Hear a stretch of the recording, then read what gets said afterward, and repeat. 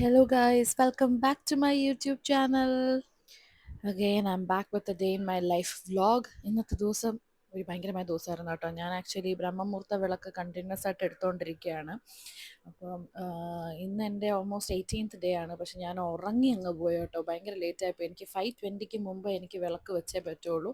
And ബ്രഹ്മമുഹൂർത്ത വിളക്കിൻ്റെ ഒരു പ്രത്യേകത എന്ന് പറഞ്ഞു കഴിഞ്ഞാൽ നമുക്കിത് രാവിലെ എഴുന്നേറ്റ് മുഖവും കൈയും കാലും കഴുകിയിട്ട് നമുക്ക് വെക്കാം. കുളിക്കണം എന്ന് നിർബന്ധമില്ല കേട്ടോ. അത് ടൈം പോകുന്നുണ്ടെങ്കിൽ നമുക്ക് പെട്ടെന്ന് മുഖവും കൈയും കാലും കഴുകിയിട്ട് വെക്കാം. പക്ഷേ എൻ്റെ 18 ഡേയ്സിൽ ആദ്യമായിട്ടാണ് ഞാൻ കുളിക്കാതെ മുഖവും കൈയും കാലും കഴുകിയിട്ട് ആ വിളക്കങ്ങ് വെക്കുന്നത് കേട്ടോ. കുറച്ച് ഗിൽറ്റി ഫീലിംഗ് ഉണ്ടായിരുന്നു. പക്ഷെ എനിക്കത് മുടക്കാൻ പറ്റില്ലാത്തത് കൊണ്ടും നമുക്ക് ആക്ച്വലി അങ്ങനെ ഒരു ഓപ്ഷനും ഉണ്ടല്ലോ. അതുകൊണ്ട് പിന്നെ ഞാൻ അങ്ങനെ ചെയ്തു. പിന്നെ ബേസിക്കലി ഞാൻ വെജിറ്റേറിയൻ ആണ്. ഞാൻ നോൺ വെജ് ഒന്നും കഴിക്കുന്നില്ല. ആൻഡ് അതിൻ്റെ തലേദിവസം ഞാനല്ല പട്ടിക്കുട്ടികൾക്ക് ഇറച്ചിയൊക്കെ കൊടുത്തത്.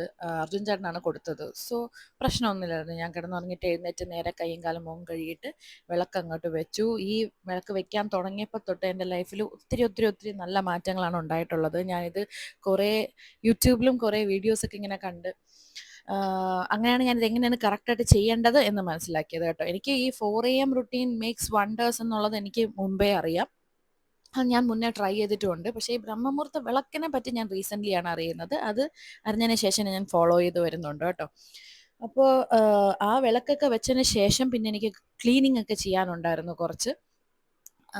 ഇതെല്ലാം ചെയ്ത് വരാൻ നല്ല ടൈം എടുക്കും. അപ്പം ആ ബ്രഹ്മമുഹൂർത്ത സമയം കഴിഞ്ഞു പോകണ്ടെന്ന് കരുതിയിട്ടാണ് നേരെ ആദ്യം ആ വിളക്ക് വെച്ചത്. അല്ലെങ്കിൽ നോർമലി ഇവിടെ മണിക്കുട്ടിയുടെ ഫ്രണ്ടിൽ വിളക്കൊക്കെ വെച്ചതിന് ശേഷം മാത്രമേ നമ്മുടെ ബാക്കിയുള്ള വിളക്ക് വെക്കാറുള്ളൂ. സോ ഇപ്പം നിങ്ങൾ കണ്ടല്ലോ, ഞാൻ ബുദ്ധൻ്റെ ഫ്രണ്ടിലാണ് വിളക്ക് വെച്ചത്. അത് കാരണം ഇതിൻ്റെ ഫ്രണ്ടിൽ വിളക്ക് വെക്കുമ്പം നമ്മുടെ മെയിൻ വിളക്ക് തെളിയിക്കാതെ മറ്റേത് മാത്രം വെക്കുമ്പോൾ ഒരു രസമില്ല. അതുകൊണ്ടാണ് ബുദ്ധൻ്റെ അവിടെ ലാമ്പ് വെച്ചിട്ട് അവിടെ വെച്ചത്. എനിക്ക് ഞാൻ പറഞ്ഞില്ല, 18 ഡേയ്സിൽ ആദ്യമായിട്ടാണ് ഞാൻ അവിടെ വിളക്ക് വെക്കുന്നത്. സോ ഇതിൻ്റെ തലേ ദിവസം ആക്ച്വലി എനിക്ക് ഭയങ്കര ഹെക്റ്റിക്കായിരുന്നു. ഒട്ടും ഉറങ്ങാൻ പറ്റിയില്ല. അതുകൊണ്ട് അലാറം കേട്ടിട്ട് പോലും എനിക്ക് എഴുന്നേക്കാൻ പറ്റുന്നില്ലായിരുന്നു കേട്ടോ. അതാണ് ഞാൻ ഉറങ്ങിപ്പോയത്. എന്തായാലും അവിടുത്തെ ക്ലീനിങ് ഒക്കെ കഴിഞ്ഞിട്ട് ഞാൻ നമ്മുടെ വിളക്കുകളൊക്കെ കഴുകാണ്. ആക്ച്വലി എനിക്ക് ഇവിടെ നമ്മുടെ കിച്ചണിൽ നോൺ വെജ് ഒക്കെ കുക്ക് ചെയ്യുന്ന കിച്ചണാണ്. അപ്പോൾ എനിക്ക് കിച്ചൺ സിങ്കിൽ വെച്ച് കഴുകാൻ പറ്റില്ല. പിന്നെ എനിക്കങ്ങനെ വേറെ സ്ഥലമില്ല കഴുകാനായിട്ട്. അപ്പം ഞാൻ കണ്ടുപിടിച്ച ഒരു മെത്തേഡാണ് ഒരു വലിയ, ഞങ്ങളിതിനെ ചരുവം എന്നാണ് പറയുന്നത്. നിങ്ങൾ എന്താ പറയുന്നതെന്ന് എനിക്കറിയില്ല. ഇങ്ങനത്തെ ഒരു ചരുവത്തിൽ വെള്ളം നിറച്ചിട്ട് ഞാൻ ചരുവത്തിൻ്റെ അകത്ത് വെച്ചിട്ടാണ് ഈ വിളക്കൊക്കെ കഴുകുന്നത്. അപ്പം നീറ്റായിട്ട് ഇരുന്നോളുമല്ലോ. നമ്മൾ വേറെ ആ ചരുവം വേറെ ഒന്നിനും യൂസ് ചെയ്യുന്നുമല്ല. പിന്നെ ഞാൻ യൂട്യൂബിൽ കണ്ട ഒരു ഹാക്കാണ് സർഫ് വെള്ളത്തിൽ ഈ വിളക്കൊക്കെ കഴുകുന്നത്. അത് ആക്ച്വലി ഗ്രേറ്റ് ഐഡിയ ആയിരുന്നു കേട്ടോ. ഈ എണ്ണമയമൊക്കെ ഉണ്ടല്ലോ, അതിപ്പം ഞാൻ ഒരെണ്ണത്തിൽ നെയ് വിളക്കാണ് വെക്കുന്നത്. പിന്നെ കുറേ സാധാരണ എണ്ണ ഒഴിച്ചുള്ള വിളക്ക്. അപ്പോൾ ഇതൊക്കെ സർഫിൽ നമ്മൾ കഴുകിയെടുക്കുമ്പോൾ നല്ല ക്ലീൻ ആയിട്ട് വരും. ഒരു ശകലം പോലും എണ്ണ ഒഴുക്കില്ലാതെ എല്ലാ പാത്രവും കഴുകി വരും. നല്ല നീറ്റായിട്ട് വരും കേട്ടോ. അപ്പം പാത്രങ്ങളൊക്കെ കഴുകി എടുത്തിട്ട് ഞാൻ കംപ്ലീറ്റ് സെറ്റ് ചെയ്ത് വെക്കും. ഈ സെറ്റൊക്കെ ചെയ്യാനായിട്ട് ഞാൻ എന്നും കുളിച്ചിട്ടല്ല ചെയ്യുന്നത്. ഞാൻ ഉറങ്ങി എഴുന്നേറ്റ ഉടനെ കൈയും കാലും മുഖം കഴുകിയിട്ട് പൂജാറും കംപ്ലീറ്റ് സെറ്റ് ചെയ്തതിന് ശേഷം ഞാൻ കുളിച്ച് വന്നിട്ട് നേരെ വിളക്ക് വെക്കാനാണ് പതിവ്. അപ്പം എണ്ണയൊക്കെ ഒഴിച്ച് തിരിയൊക്കെ ഇട്ട് ഫുൾ റെഡിയാക്കി വെക്കും. ഞാൻ ഇതൊക്കെ ചെയ്യുമ്പോൾ എപ്പോഴും ആലോചിക്കും, പണ്ട് അമ്മ വീട്ടിൽ വിളക്ക് വെച്ചുകൊണ്ടിരിക്കുമ്പോൾ ഞാനാണ് ഈ സെറ്റ് ചെയ്ത് വെക്കുന്ന ആൾ കേട്ടോ. ഞാൻ വന്ന് വിളക്കൊക്കെ കഴുകി വെച്ച് അതിൽ എണ്ണയൊക്കെ ഇട്ട് തിരിയൊക്കെ ഇട്ട് ചന്ദനത്തിരിയൊക്കെ വെച്ച് റെഡിയാക്കി വെക്കും. അമ്മ വന്നിട്ട് വിളക്ക് കൊളുത്തിയാൽ മാത്രം മതി കേട്ടോ. അപ്പോൾ ഇന്നത്തെ ദിവസം കൊച്ചുബി ഭയങ്കര ഉറക്കമാണ്. പിന്നെ ഞാൻ ശല്യപ്പെടുത്തിയില്ല. കണ്ടോ, അമ്മൂമ്മയുടെ ഫിഗർ ഇങ്ങനെ അടുത്ത് വെച്ച് കിടന്നുറങ്ങാണ്. കൊച്ചുകുട്ടിയല്ലേ, അതിന് പറയാൻ അറിയില്ലല്ലോ അമ്മൂമ്മയെ കാണണമെന്നൊന്നും. ഇങ്ങനെയൊക്കെ കാണുമ്പോഴാണ് നമുക്ക് മനസ്സിലാവുന്നത് കൊച്ചുബി മിസ് ചെയ്യുന്നുണ്ടെന്നുള്ളത് കേട്ടോ. അപ്പം ഞാൻ ഈ പൂജ റൂം ക്ലീൻ ചെയ്യുന്ന സമയം കൊണ്ട് ആശമ്മ ബാക്കി തൂത്തു തുടക്കുകയൊക്കെ ചെയ്ത് കഴിഞ്ഞു. ഇതാണ് ഞങ്ങളുടെ വിളക്ക്. ഞാൻ ഈ സ്ഥലത്ത് ഇങ്ങനെ വിളക്ക് വെച്ചുകൊണ്ടിരിക്കുമ്പോൾ എന്നും ആഗ്രഹിക്കുന്ന ഒരു സംഭവമാണ് ഇവിടെ ഒരു പൂജാ റൂം പോലത്തെ ഒരു ഷെൽഫ് വാങ്ങിച്ച് വെക്കണം എന്നുള്ളത്. പിന്നെ റൈറ്റ് ടൈം ആവുമ്പോഴത്തേക്കും എത്തുമായിരിക്കും. എന്തായാലും ഈ ഒരു പ്ലേസിൽ വന്ന് നിൽക്കുമ്പോഴേ ആ ചന്ദനത്തിരിയുടെ മണം, ഈവൻ ഇഫ് അത് കത്തിച്ച് വെച്ചിട്ടില്ലെങ്കിൽ കൂടി അവിടെ ഇപ്പം അങ്ങനെ ഒരു മണമൊക്കെ ആയിട്ട് അങ്ങനെ ഇരിക്കുവാണ്. എനിക്കത് ഭയങ്കര ഇഷ്ടമാണ് കേട്ടോ. അപ്പോൾ ഒരു ഇത് എനിക്ക് തോന്നുന്നു എൻ്റെ ഒരു ഡേ സ്റ്റാർട്ട് ചെയ്യാനായിട്ട് ദി ബെസ്റ്റ് വേ ആണ് കേട്ടോ. ഞാനിത് എന്നോട് കുറച്ച് പേര് യൂട്യൂബിൽ കമൻസ് ചോദിച്ചിരുന്നു. ഇപ്പോൾ ഈയിടെയായിട്ട് സൗഭാഗ്യ ഭയങ്കര സ്പിരിച്വലാണ്. പക്ഷെ ഞാൻ ഭയങ്കര സ്പിരിച്വൽ അങ്ങനെയല്ല. ഞാൻ ഈ ഒരു ലൈഫ് സ്റ്റൈൽ ഇഷ്ടപ്പെടുന്ന ഒരാളാണ്. ഇത് രാവിലെ വിളക്കൊളുത്തി ഒരു ഡേ സ്റ്റാർട്ട് ചെയ്യുമ്പം ഒന്നെങ്കിൽ അമ്പലത്തിൽ പോവുക, അല്ലെങ്കിൽ ഇങ്ങനെ വീട്ടിൽ വിളക്ക് കത്തിച്ച് പ്രാർത്ഥിച്ച് അത് ഇഷ്ടപ്പെടുന്ന ഒരാളാണ് ഞാൻ. ആക്ച്വലി കല്യാണത്തിനൊക്കെ മുന്നേ ഡെയിലി ഡെയിലി രാവിലെ നിർമ്മാല്യം തൊഴാൻ ഞാനും അമ്മയും പൊക്കോണ്ടിരുന്നതാണ്. അത് കുറേ വർഷമായിട്ട് ഞങ്ങളുടെ റൊട്ടീനാണ്. ഇപ്പോഴാണ് അത് ആക്ച്വലി സ്റ്റോപ്പ് ആയത്. ഞാനിപ്പോൾ അമ്മയുടെ കൂടെ അല്ലല്ലോ, ഇവിടെയല്ലേ. ആൻഡ് എനിക്ക് രാവിലെ തനിയെ പോകാനും എനിക്ക് പേടിയാണ് അമ്പലത്തിലേക്ക്. സോ ഞാൻ വീട്ടിൽ മാത്രമായിട്ട് വിളക്ക് വെക്കണം എന്നുള്ളതാണ്. പിന്നെ ഞാൻ ഇതിന് മുന്നേ ഒരു വ്ളോഗിൽ ഞാൻ പറഞ്ഞിട്ടുണ്ട്, ഇടയ്ക്ക് എന്തൊക്കെയോ കാരണം കൊണ്ട് എൻ്റെ ഒരു റുട്ടീൻ മിസ്സായി പോയി, മടിയോ എന്തൊക്കെയോ കാരണം കൊണ്ട്. അപ്പം ഞാനത് റിവൈവ് ചെയ്തെടുത്തിട്ടുണ്ടെന്നേ ഉള്ളൂ. അപ്പോൾ രാവിലെ ഈ ശ്രീരാമജയം എഴുതുന്നത് മാത്രമാണ് ഇപ്പം ഒരു അഡീഷൻ. ശ്രീരാമജയം എഴുതുന്നതും ബ്രഹ്മമുഹൂർത്ത വിളക്ക് വെക്കുന്നതുമാണ് അഡീഷൻ ആയിട്ട് ഞാൻ ചെയ്യുന്ന 2 കാര്യങ്ങൾ എന്ന് പറയുന്നത്. ഇത് എൻ്റെ ലൈഫിൽ നല്ല ചേഞ്ചസ് ആണ് കൊണ്ടുവന്നിരിക്കുന്നത്. പിന്നെ ഇന്നത്തെ ദിവസം വേറൊരു കാര്യം കൂടെ നടക്കുന്നുണ്ട്. അച്ഛൻ്റെ തെവശം എന്ന് പറയും, അതിൻ്റെ മലയാളം എന്താണ് അത്, ബലി എന്ന് പറഞ്ഞാൽ അത് കറക്റ്റ് ട്രാൻസ്ലേഷൻ ആണോ എന്ന് എനിക്ക് അറിഞ്ഞുകൂടാ. തിഥി വരുമ്പോൾ നമ്മൾ ഇടുന്നതാണ് തെവശം. അപ്പോൾ അതിൻ്റെ ദിവസമാണ്. അപ്പം അത് നമ്മുടെ ഡാൻസ് ക്ലാസ്സിൻ്റെ ഹാളിൽ വെച്ചിട്ടാണ് ചെയ്യുന്നത്, വീട്ടിൻ്റെ അകത്തല്ല. അപ്പോൾ അവിടെ കുറച്ച് ക്ലീനിങ് ഒക്കെ ഉണ്ടായിരുന്നു. പിന്നെ രാവിലെ നമ്മുടെ ഡോഗ്സിനെയൊക്കെ തുറന്നുവിട്ട് കയറ്റി അവർക്ക് വെള്ളമൊക്കെ മാറ്റി വെച്ച് കൊടുക്കണമായിരുന്നു. അതൊക്കെ ചെയ്തുകൊണ്ടിരിക്കുമ്പോഴാണ് ഈ വെള്ള ബട്ടർഫ്ലൈ വരുന്നത് കേട്ടോ. എൻ്റെ ഒരു കാഴ്ചപ്പാടിൽ ബട്ടർഫ്ലൈനെ എനിക്ക് എപ്പോൾ കാണുമ്പോൾ എനിക്ക് ഡാഡി ഓർമ്മ വരും. ഡാഡി ബട്ടർഫ്ലൈ പോലെ എൻ്റെ അടുത്ത് എപ്പോഴും വന്നിങ്ങനെ ആക്ഷൻ സോങ് ഒക്കെ പാടി എന്നെ ചിരിപ്പിക്കുമായിരുന്നു. അപ്പോൾ എന്തോ എൻ്റെ മനസ്സിൽ ബട്ടർഫ്ലൈ കാണുമ്പോൾ എനിക്ക് ഡാഡി അടുത്ത് വന്നതുപോലെയാണ് കേട്ടോ. ഇന്നത്തെ ദിവസം ആ വൈറ്റ് ബട്ടർഫ്ലൈ എൻ്റെ കൂടെ കുറേ നേരം ഉണ്ടായിരുന്നു. സോ നമുക്ക് സന്തോഷിക്കാൻ ഓരോരോ കാരണങ്ങളല്ലേ. ആ ബട്ടർഫ്ലൈയെ കണ്ടപ്പോൾ തന്നെ ഞാൻ വിചാരിച്ചു, ഓക്കെ ഡാഡിയാണ് അതെൻ്റെ കൂടെ നിൽക്കുന്നതെന്നുള്ളത് കേട്ടോ. സോ കിളിക്കൊക്കെ ഫുഡൊക്കെ കൊടുത്തു കഴിഞ്ഞിട്ട് വന്ന് നോക്കുമ്പോഴും കൊച്ചു ബേബി നല്ല ഡീപ്പ് സ്ലീപ്പിൽ തന്നെയാണ് കേട്ടോ. അപ്പോൾ നമ്മുടെ ഇന്നത്തെ ദിവസത്തിൻ്റെ ഫുഡൊക്കെ കൊണ്ടുവച്ചതിന് ശേഷം അമ്മയും എത്തി ഇങ്ങോട്ട്. അപ്പം അമ്മ വന്ന ആ ഒരു സമയമൊക്കെ ആയപ്പോഴത്തേക്കും കൊച്ചു ബേബി എഴുന്നേറ്റു കേട്ടോ. അപ്പോൾ മോൾ എഴുന്നേറ്റ് മോൾക്ക് ഞാൻ ജസ്റ്റ് പാലൊക്കെ ഒന്ന് കൊടുത്തതിന് ശേഷം വാദ്യാർ വരാൻ ടൈം ആയിരുന്നു. ഞാൻ പെട്ടെന്ന് ചെന്ന് കുളിപ്പിച്ചു മോളെ.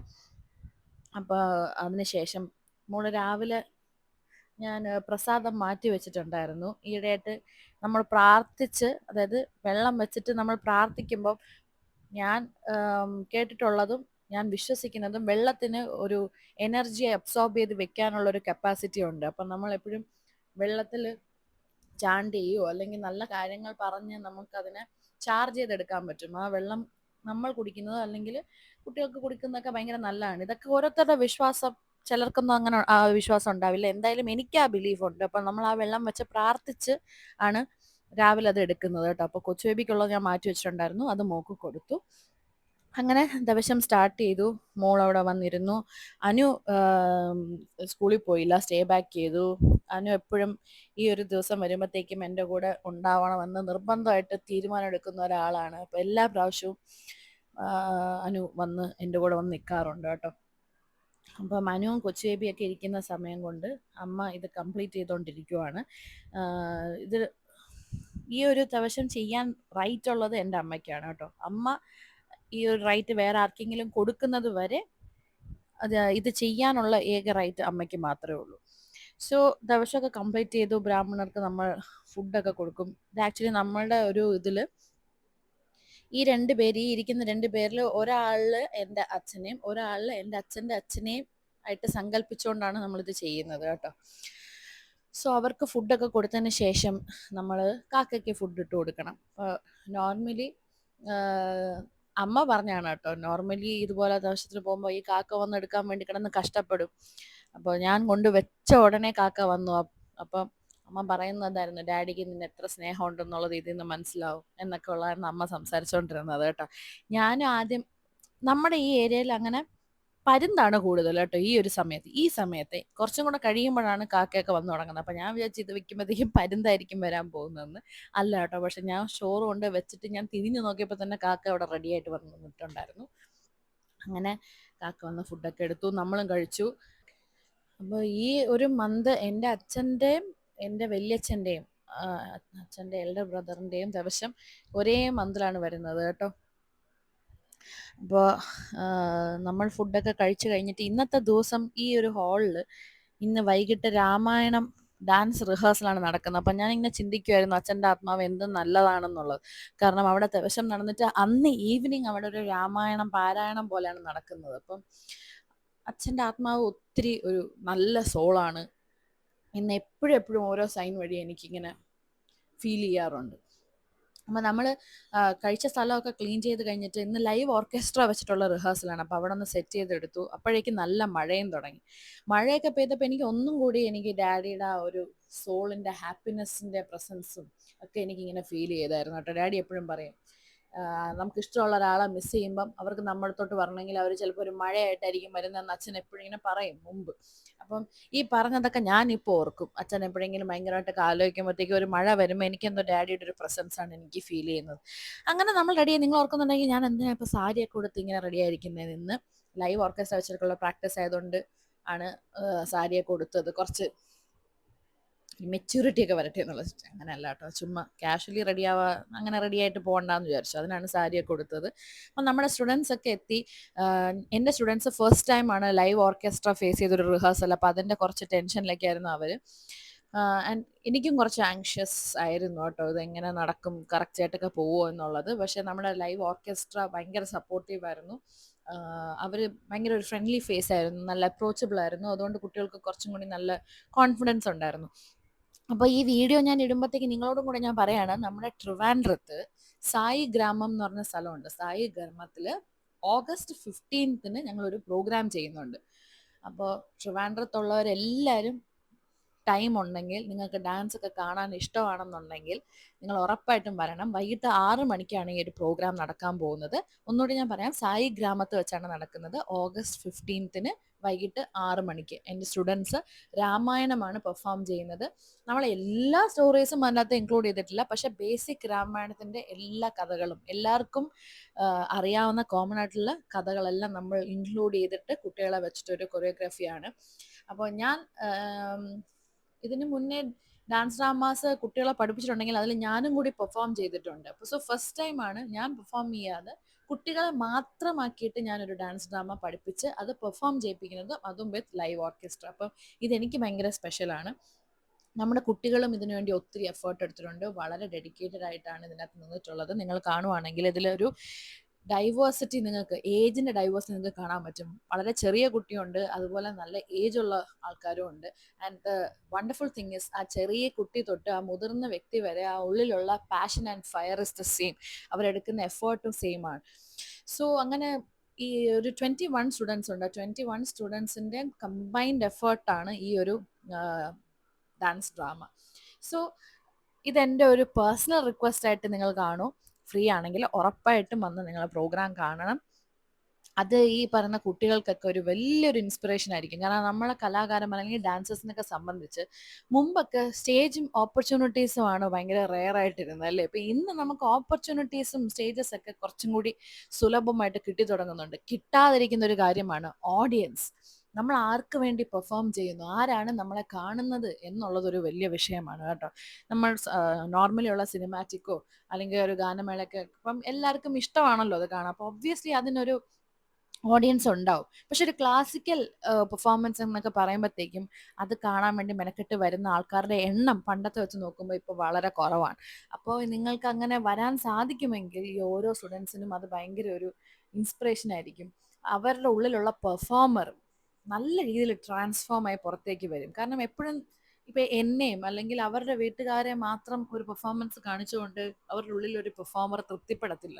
അതൊരു ലാർജർ ഓഡിയൻസിലേക്ക് എത്തുമ്പോഴാണ് അവർക്കും ഒരു സാറ്റിസ്ഫാക്ഷൻ വരുന്നത്. പല രീതിയിലുള്ള കമൻസ് തിരിച്ചിങ്ങോട്ട് വരുമ്പം, നല്ല രീതിയിലുള്ള ക്രിറ്റിസിസംസ് ഒക്കെ വരുമ്പോഴാണ് അവർ ടോട്ടലി ഇവോൾവ് ആവുന്നത്. സോ നോക്കാം, സായി ഗ്രാമത്തിൽ എന്തായാലും ഇൻമേറ്റ്സ് ഉണ്ട്. അവരെന്തായാലും പെർഫോമൻസ് കാണാൻ വരുന്നുണ്ടായിരിക്കും. അതുകൂടാതെ മറ്റാൾക്കാരും പെർഫോമൻസ് വിറ്റ്നസ് ചെയ്യാൻ വേണ്ടി വരണമെന്ന് ആഗ്രഹമുണ്ട്. വന്നാൽ ഞങ്ങൾക്ക് വളരെ സന്തോഷമായിരിക്കും. സോ ഞങ്ങളുടെ റിഹേഴ്സൽസ് ഒക്കെ നല്ല അടിപൊളിയായിട്ട് പോയി കേട്ടോ. ഞാൻ വിചാരിച്ചതിനെക്കാട്ടിലും ഗംഭീരമായിട്ട് പോയായിരുന്നു. സ്റ്റുഡൻസ് ഒക്കെ വളരെ നന്നായിട്ട് പെർഫോം ചെയ്തായിരുന്നു. ആൻഡ് ഓർക്കസ്ട്ര ടീമിൻ്റെ നല്ല റിവ്യൂ അന്നത്തെ ദിവസം എനിക്ക് കേൾക്കാൻ പറ്റി. കൊറിയോഗ്രാഫിയുടെ കാര്യമാണെങ്കിലും കുട്ടികളുടെ പെർഫോമൻസ് ആണെങ്കിലും എക്സ്പ്രഷൻസിനൊക്കെ പറ്റിയിട്ടാണെങ്കിലും നല്ലൊരു ഫീഡ്ബാക്ക് എനിക്ക് അന്നത്തെ ദിവസം കിട്ടി.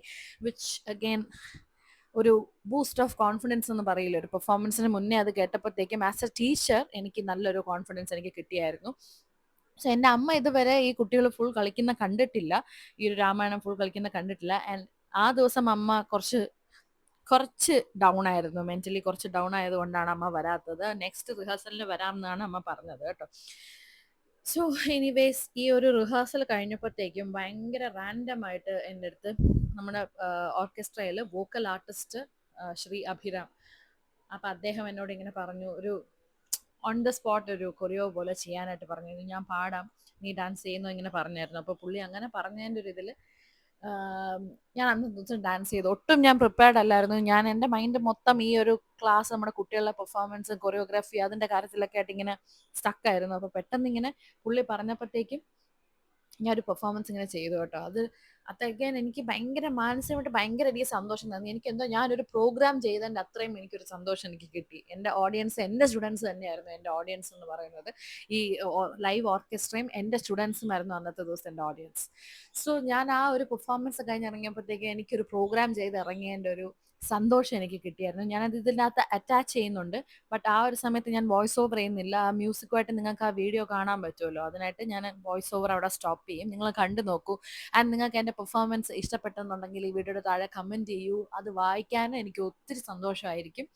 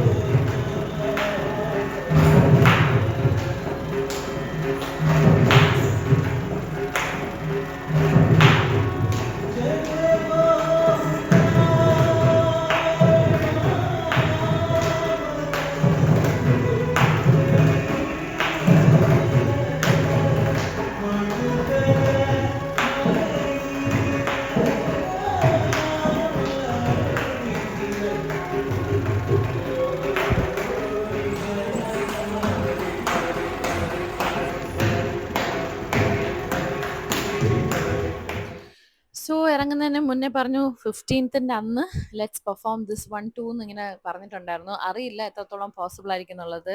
നോക്കാം. അങ്ങനെ പെർഫോം ചെയ്യാൻ ഒരു അവസരം കിട്ടിയാൽ I will consider myself very lucky. അപ്പോൾ എന്തായാലും റിഹേഴ്സൽ കഴിഞ്ഞ് കുട്ടികൾക്കും ഒരു കോൺഫിഡൻസ് ഉണ്ടായി കേട്ടോ. അവർ ആദ്യം വന്നതുപോലെയല്ല റിഹേഴ്സൽ കഴിഞ്ഞിട്ട് ഇറങ്ങുന്നത്. ഒരു നല്ല കോൺഫിഡൻ്റ് ആയിട്ടാണ് കുട്ടികളും ഇറങ്ങിയത്. സോ നല്ലൊരു ബ്ലെസ്സഡ് ഡേ ആയിരുന്നു. എനിക്ക് ത്രൂ ഔട്ട് എൻ്റെ അച്ഛൻ്റെ ആ ഒരു അനുഗ്രഹം എനിക്ക് ഫീൽ ചെയ്തുകൊണ്ടേ ഇരിക്കുന്നുണ്ടായിരുന്നു. ആൻഡ് നല്ലൊരു മനസ്സ് നിറഞ്ഞ ഒരു ദിവസമായിരുന്നു. And thanks to the Lord ഇങ്ങനെ ഒരു ദിവസം എനിക്ക് തന്നതിന്. ഓക്കെ, അപ്പോൾ ഞാൻ ഈ വീഡിയോ വൈൻഡപ്പ് ചെയ്യുമ്പോഴും ഒന്നുകൂടി ഞാൻ പറയാണ് കേട്ടോ. August 15 വൈകിട്ട് 6 മണിക്ക് ട്രിവാൻഡ്രത്ത് സായി ഗ്രാമത്തിൽ പെർഫോമൻസ് നടക്കുന്നുണ്ട്. Please do come and watch the performance and support my dear students. അവർക്ക് ഒത്തിരി സന്തോഷമാവും. സോ ഈ ഒരു വ്ളോഗ് നിങ്ങൾക്ക് ഇഷ്ടപ്പെട്ടു എന്ന് വിചാരിക്കുന്നു. എൻ്റെ പെർഫോമൻസ് നിങ്ങൾക്ക് ഇഷ്ടപ്പെട്ടു എന്നും കൂടി വിചാരിക്കുന്നു. കമൻറ്റ് ചെയ്യണേ, എന്നാലേ എനിക്ക് അറിയാൻ പറ്റുള്ളൂ കേട്ടോ. സോ നമുക്ക് വേറൊരു വീഡിയോയിൽ കാണാം. Love you guys so much. നമ്മുടെ ഫാമിലി ഇങ്ങനെ ഡേ ബൈ ഡേ വളർന്നുകൊണ്ടിരിക്കുകയാണ്. സബ്സ്ക്രൈബേഴ്സ് കൂടിക്കൊണ്ടിരിക്കുകയാണ്. ഞാൻ ലിറ്ററലി വെയിറ്റിംഗ് ആണ് കേട്ടോ 1 മില്യൺ ആവാൻ വേണ്ടിയിട്ട്. ഓക്കെ, സോ അത് ഈ ഒരു വർഷം കഴിയുന്നതിന് മുന്നേ എത്താൻ പറ്റുമോ ഇല്ലയോ എന്നുള്ളത് അറിയില്ല. Anyway let's wait and see. കുറച്ച് മാസം കൂടെ ഉണ്ടല്ലോ. അപ്പം നോക്കാം. ഈ ഒരു 2024 എൻഡ് ചെയ്യുമ്പോഴത്തേക്കും നമ്മുടെ ഫാമിലി 1 മില്യൺ ആവുമോ ഇല്ലയോ എന്നുള്ളത് നമുക്ക് നോക്കാം. അപ്പോൾ ബൈ ഗൈസ്, നമുക്ക് വേറൊരു വ്ളോഗായിട്ട് കാണാം.